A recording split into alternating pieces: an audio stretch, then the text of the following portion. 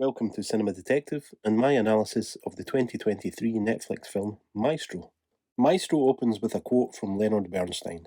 A work of art does not answer questions, it provokes them, and its essential meaning is in the tension between the contradictory answers. Interestingly, Bradley Cooper actually stayed in character as Lenny as he directed this film, and so, on set at least, Maestro was actually directed by Bernstein, albeit played by Cooper. And so Cooper's work of art, this movie, attempts to live up to Bernstein's definition of art. The meaning of this film is to be found in the contradictory answers to the questions that form in our minds when we watch the movie. And in this case, it's the paradoxical nature of Lenny and Felicia's relationship where the contradiction is. That's where the questions arise. Maestro tries to capture a more realistic view of love, warts and all. Love is complicated and messy. There are no easy answers.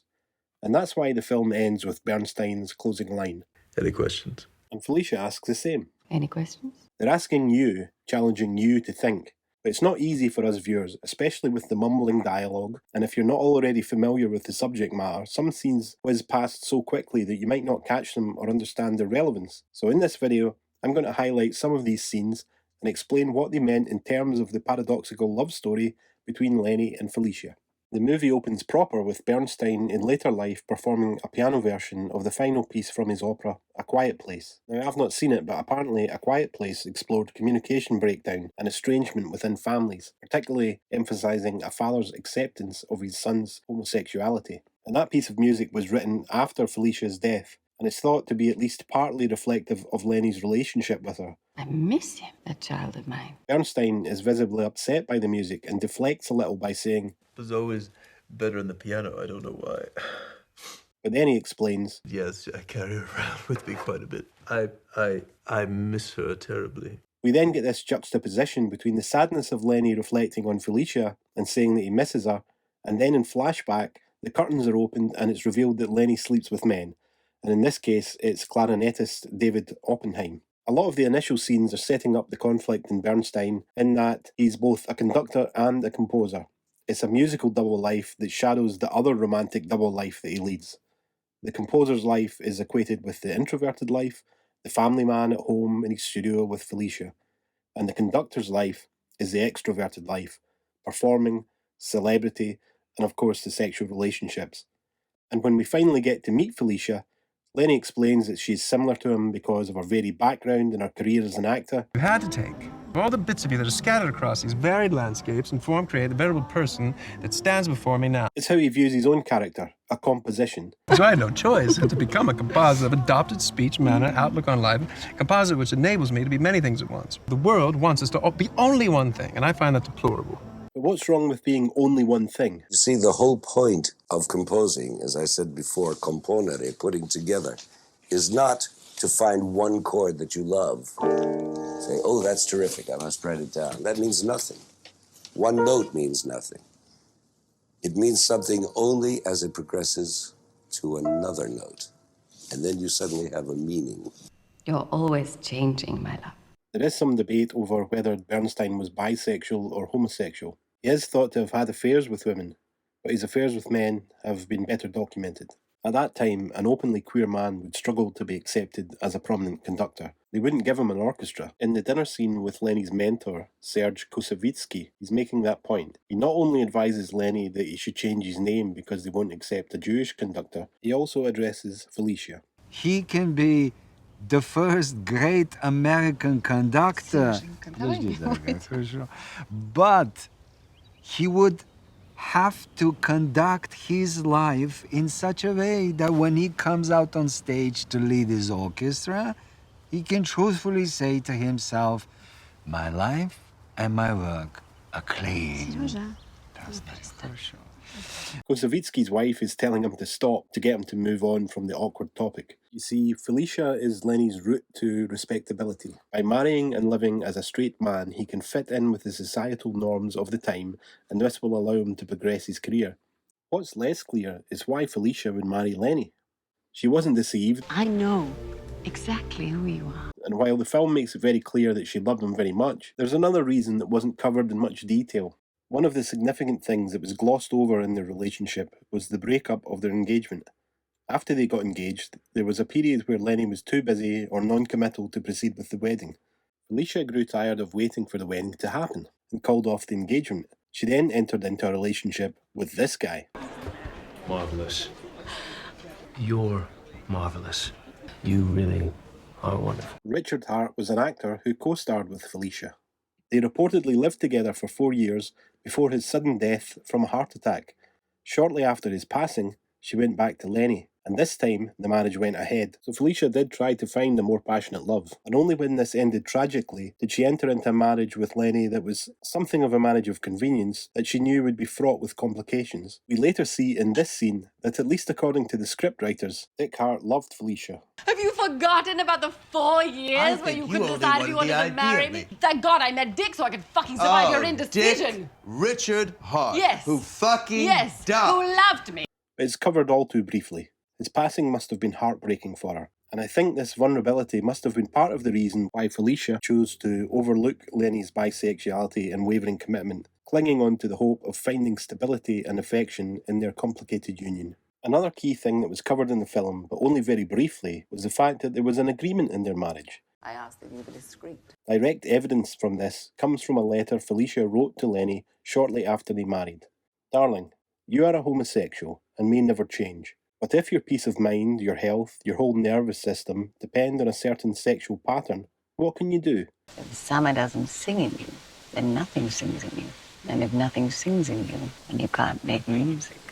"I am willing to accept you as you are, without being a martyr or sacrificing myself on the LB altar. One has to do it completely without sacrifice. Let's try and see what happens if you're free to do as you like, without guilt or confession, please. A companionship will grow which probably no one else will be able to offer you. A marriage is not based on passion, but on tenderness and mutual respect. In any case, my dearest darling ape, let's give it a whirl." Let's give it a whirl. But the deal depends on Lenny being discreet, and Perhaps he was being discreet. My brother? I doubt it.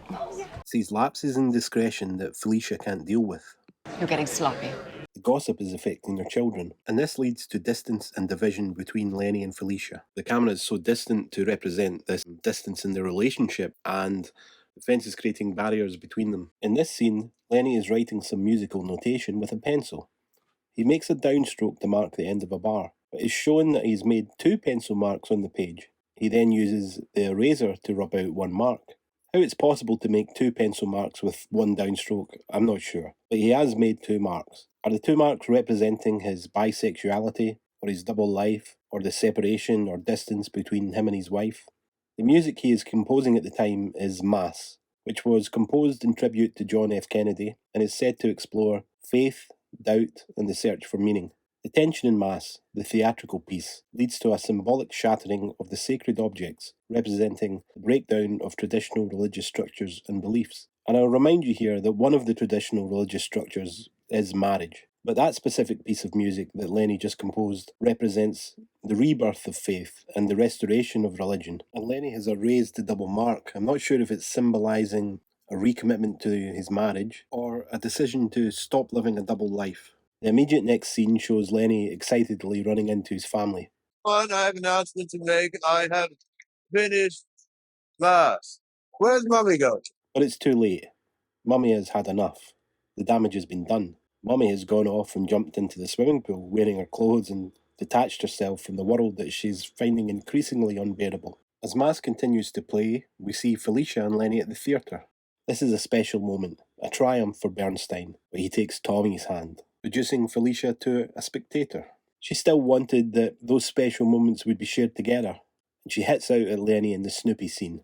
She doesn't really believe that Lenny only has hate in his heart, but she's lashing out, trying to hit him where she knows it'll hurt him the most. And it was Felicia who left Snoopy alone in the vestibule, because Snoopy is Lenny's overinflated ego, seen going past the window and casting a shadow on their relationship. It all raises the question, what are the limits to unconditional love?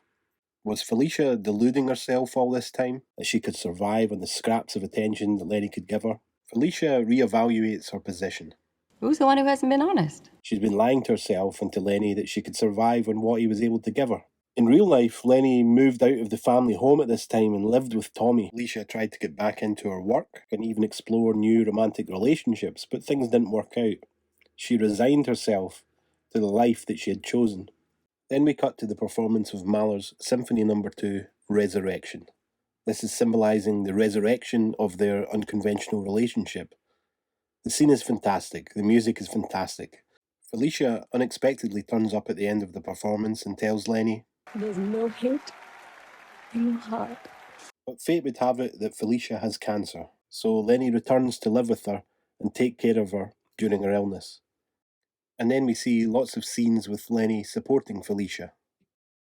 The bride arrives in the room, sits down and plays Wagner's bridal chorus.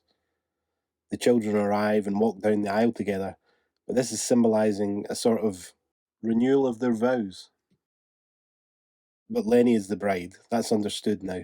Lenny cancels work to be with Felicia, and we see how distraught Lenny is. You know, all you need, all anyone needs is to be sensitive to others. Kindness, kindness, kindness. Lenny, through much of their marriage, has been insensitive and unkind.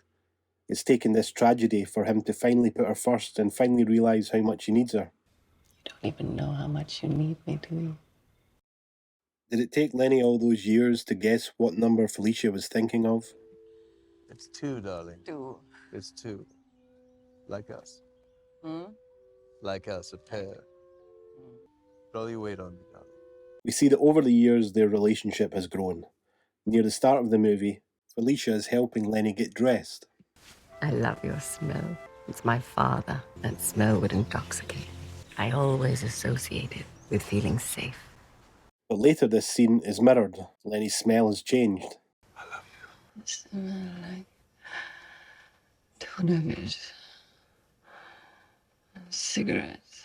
These mirroring scenes allow us to see how their relationship has grown, just like Felicia predicted in the letter. A companionship did grow that nobody else was able to offer him, and a family life. And we're cutting to these wide shots of the garden to show the emptiness and that Felicia isn't there. I've often seen her in the garden working. In real life, Bernstein was known to be distraught after the death of Felicia, hardly leaving his room for 6 months. If summer doesn't sing in you, nothing sings in you. And if nothing sings in you, you can't make music.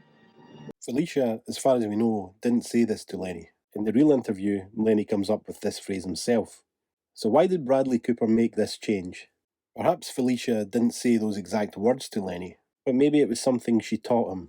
Felicia did all she could to allow Summer to sing in Lenny. Lenny was the great conductor, but Felicia was conducting Lenny. She gave him the freedom he needed to be himself. She loved him despite not always receiving the love she craved in return. And perhaps that's why the movie ends with a shot of Felicia, not Lenny, and the title Maestro appears overlaying her, like the proverb, behind every great man is a great woman. The film is as much a celebration of Felicia Montallegre as it is a celebration of Bernstein's life. I think ultimately Felicia did somewhat sacrifice herself at the Leonard Bernstein altar, and she was kidding herself. I don't think this makes her a victim because it was her own choice. In return, she was blessed with 3 children and a husband that did love her deeply, although not in the way that she wanted deep down. If you came into this film expecting a biopic, then you might be disappointed. Bradley Cooper left a lot out of this story. The music speaks for itself, but we didn't see much of Bernstein's politics. Anything that didn't relate to the relationship between Lenny and Felicia had to go. And I think this must have been the correct decision because, even with this runtime, I felt the movie didn't have enough time to explore their relationship deeply enough. I consumed a lot of media that wasn't in the film to try to understand it, and I think the casual viewer will only pick up on a rough sketch of the complexity of the relationship. The questions with the paradoxical answers might not even occur to the average viewer that doesn't dig deeper. I really enjoyed this film, and I enjoyed it much more on the second and third viewing after I learned more about the relationship from other sources. It's a beautifully shot movie with great performances, and Carey Mulligan as Felicia in particular is fantastic. Cooper spent many years researching this story, and his attention to detail is apparent all over the movie. But maybe his over-familiarity with the subject matter clouded his judgment on our ability to follow what was going on. It's so clever. All of Bernstein's musical pieces were selected with meaningful intent. There's hardly a line of dialogue that goes by that doesn't have a deeper meaning. But it's perhaps a little too clever. Most of it went over my head on the first viewing. And I fear most viewers won't give it a second or even third watch that it requires to fully appreciate its beauty. That's all for now. If you enjoyed this breakdown of Maestro, then subscribe to the channel. You'll motivate me to make more videos that you might watch and enjoy in the future. So it's for you. Go and subscribe. Thanks for watching.